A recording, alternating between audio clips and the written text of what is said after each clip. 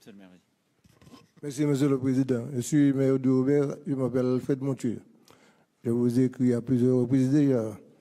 Aux collaborateurs de cabinet m'ont répondu par une lettre, je dirais, pas une lettre de réponse, mais une attestation comme quoi ils ont reçu mon courrier. Donc je voudrais vous dire, Monsieur le Président, puisque vous avez parlé de quelque chose de récurrent. Nous avons sur le plan national des communes rurales, des communes urbaines. Et vous dites que les sargasses, nous ne pouvons pas les classer en catastrophe naturelle parce que c'est quelque chose de tous les jours, au quotidien, comme pour la commune rurale.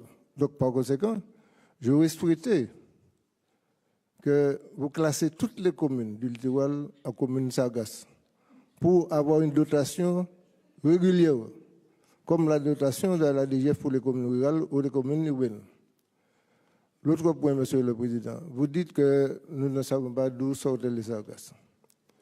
J'avais dit à Mme Paul Anjouin et à Mme Ségolène Royal que les sargasses, nous les avons reçus après l'explosion de la centrale d'Hiroshima en 2011. Et elle me disait, bon, pour elle, c'était pas, ça ne venait pas du Japon, ça venait du Brésil. Je lui ai demandé d'attaquer le Brésil devant le tribunal international. Elle n'a pas voulu. Nous savons pourquoi, puisqu'il y a une relation financière entre le Brésil et l'Europe, ce qui ne nous dérange pas du tout. Mais je dois vous dire, Monsieur le Président de la République française, vous êtes le garant de tout ce qui peut se passer sur la Martinique, la Guadeloupe et les autres îles qui sont victimes de sargasses. Vous laissez à la charge des communes les sargasses qui proviennent de la mer. Et dernièrement, nous avons été dépossédés de la mer par la création du parc naturel marin. Nous avons la zone des 300 mètres pour la police de la mer. Les sargasses viennent de loin, traversent cette zone du parc naturel marin, arrivent sur des rivages qui ne sont pas de la compétence des mers, puisque c'est le DPM. Le DPM appartient à l'État. La zone des 50 pas géométriques a été vendue aux occupants qui sont devenus propriétaires, sans aménagement. Donc, ce sont des déchets de la mer qui arrivent chez nous. Et on laisse cette affaire sur le dos des mers en disant, vous avez répété ça encore ici cet après-midi, il faut enlever les sargasses dans les 48 heures. Nous avons une côte de 48 km de littoral, 48 km. Plus de 40 km sont impactés et nous avons 10 criques, c'est-à-dire 10 petites baies. Comment, malgré les efforts que nous avons faits, le préfet de la Martinique nous a aidés, mais il y a une réticence des services de l'ADEME et des autres services à nous aider. Nous avons plus de 10 criques, 10 petites baies qui sont impactées tous les jours. C'est-à-dire lorsque les sargasses arrivent le samedi, le dimanche, il n'y a pas de travail. Nous avons acheté un seul bateau avec l'aide de l'État. Il n'y a pas assez de bateaux. Nous souhaitons que pour la Martinique, qu'il puisse avoir plusieurs bateaux qui prennent les sargasses depuis Sainte-Anne, depuis l'extrémité sud de la Martinique, et en même temps permettre à quelqu'un de la Martinique ou à quelqu'un d'autre français ou un étranger de valoriser les sargasses sur notre territoire. Je suis allé il y a 2 ans de cela, 3 ans de cela. Je le fais vite. Non, parce que sinon après... Non, d'accord. Ouais. Oui, mais... Il faut qu'il y ait un deuxième tour de questions. Oui, eh bien, je libère le micro. Je dis une chose. Je suis allé voir Madame la ministre Paul Anjouin avec un promoteur, ici, M. de la Rivière, qui proposait prendre des sargasses en mer, les stocker et les valoriser. Sachez tout de même, Monsieur le Président, nous n'avons plus de lieu de stockage de ces sargasses-là. La Martinique est faite de montagnes, de monts, il n'y a pas tellement de plaines. Et on nous demande d'étaler les sargasses à 10 cm d'épaisseur. La quantité de sargasses qui arrivent en Martinique, la Martinique et la Guadeloupe et la Guyane seraient trop petites pour stocker les sargasses. Je vous demande d'abord le sentiment, Monsieur le Président de la République. Vous avez dit en début de séance, vous allez nous entendre. nous écouter, mais je vous demande de nous comprendre. Merci, monsieur le maire. Bon, d'abord, l'État est à vos côtés, vous l'avez dit, parce que quand on finance 80% de la dépense, on est quand même là. Et là-dessus, il n'y a pas à rougir. Et quand on regarde ce qui est fait en cas de catastrophe naturelle ou autre sur justement l'Hexagone ou tout territoire, c'est le genre d'intervention qu'on fait, on en fait parfois moins. Donc je ne voudrais pas que s'installe un sentiment que les Outre-mer seraient moins bien traités, ça n'est pas vrai. Non, mais là je veux pas qu'il y ait... Je dis juste par rapport au reste. Ensuite, pourquoi il y a eu ce débat sur catastrophe naturelle? Parce que la réalité, c'est qu'il y avait déjà une récurrence, et comme je dis maintenant, compte tenu de ce phénomène, ça n'est pas la bonne porte d'entrée. Donc, ce qu'on est en train de créer, c'est un régime sargasse, si je puis dire. C'est un système ad hoc.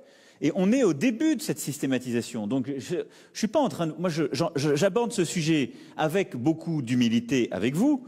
C'est que on était jusqu'alors dans une situation qui était de dire on ne le traite que par les catastrophes naturelles, on le reconnaît, vous vous débrouillez avec les assurances. Pour la première fois, on a dit c'est plus une catastrophe naturelle, c'est récurrent, l'État finance 80% des matériels pour pouvoir déblayer.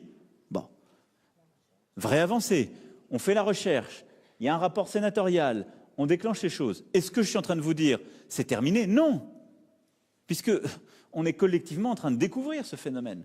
Votre idée, monsieur le maire, de dire qu'il faut en quelque sorte reconnaître qu'il y a des communes qui sont face à ce risque de manière très récurrente et pour qui c'est très important, je suis tout à fait prêt à le considérer parce que c'est vrai qu'il y a, et ça rejoint ce qui était dit aussi par monsieur le maire derrière vous, il y a des dépenses récurrentes qui sont de fonctionnement, il n'y a pas que l'achat des matériels, il faut sans doute qu'on accompagne des collectivités si chaque année elles ont à payer des gens pour pouvoir ramasser. Et ça rejoint ce que disait monsieur Loscar tout à l'heure. Bon. Non mais, monsieur le maire, on ne va pas... Oui, il faut payer d'abord l'entreprise. Non. Je vais demander au ministre de regarder la situation de notre commune tout particulièrement, indépendamment de ça. Mais là, ce n'est pas que les sargasses. Bon.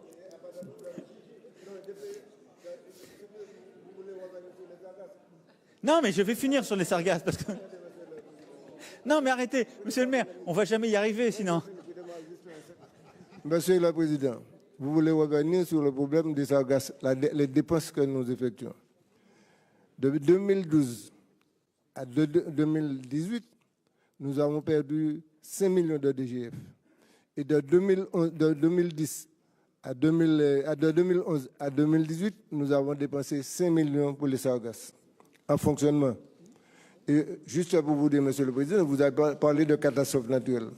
Nous avons connu une catastrophe naturelle au mois d'avril, le 16 avril. 8 mois après, non, c'est pas les sargasses. 8 mois après, vous aviez, avec le gouvernement, accepté de nous déclarer catastrophe naturelle sur le Lamentin, le Robert, Trinité et le François.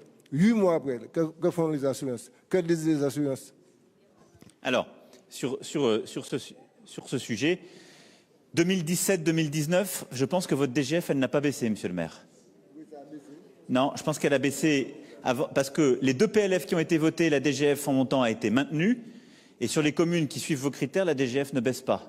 Donc, faites-moi... Oui, mais je pense qu'elle a baissé sur la période 2013-2017, mais pas sur la période 2017-2019. Je fais juste cette clarification, parce que ça, c'est la réalité. Mais donc, ce sur quoi vous insistez derrière, et je ferme peut-être le sujet sargasse, si je puis dire, dans notre discussion, c'est que comme on est face à un phénomène qui revient maintenant chaque année, qui va profondément changer, j'espère qu'on arrivera à en trouver la cause et à la traiter. On doit accompagner de manière systématique, donc c'est ce qu'on a fait avec les matériels. On a vu, moi j'ai été le voir, je vous rassure, à Goyave sur le terrain, pour voir ce qui était fait et l'accompagnement et le stockage. Donc on va continuer ce travail. Il n'y a pas de plafond, je vous rassure, monsieur le maire, s'il fallait aller plus haut, parce qu'on ne laissera pas tomber les collectivités. Ensuite, 2, il faut qu'on regarde en effet les coûts de fonctionnement pour les collectivités sur ce sujet-là, parce qu'on ne va pas non plus laisser les collectivités tomber face à un risque qui est récurrent et qui change vos vies. Et 3, on va poursuivre le travail sur le plan international pour comprendre ce phénomène et le prévenir. Mais je ne vais pas vous dire de bêtises aujourd'hui. Je ne sais pas, vous avez évoqué 2 hypothèses, Fukushima d'un côté, les alluvions qui viendraient de l'Amazone de l'autre. Je pense que c'est ça quand vous évoquez le Brésil. Nul ne sait dire aujourd'hui. D'autres disent c'est le réchauffement des eaux qui fait qu'il y a une prolifération plus importante et la transformation des courants qui fait qu'ils remontent alors qu'ils ne venaient pas jusque-là avant. On ne sait pas le dire.